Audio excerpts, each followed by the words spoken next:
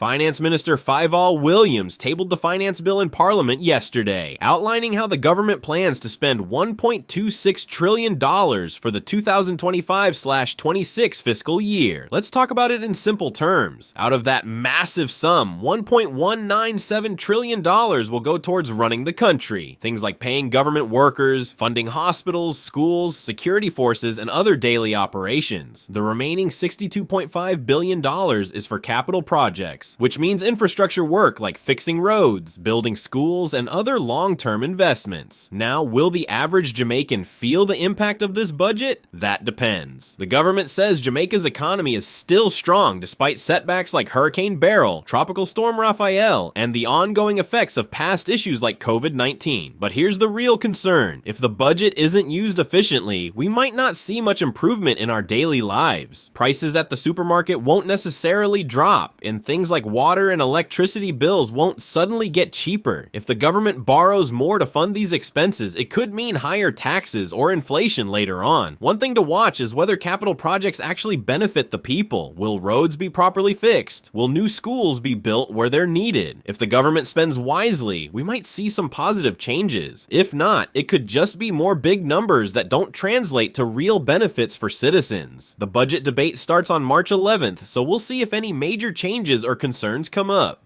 Until then, all we can do is hope that this $1 trillion budget actually makes life easier for us on the ground.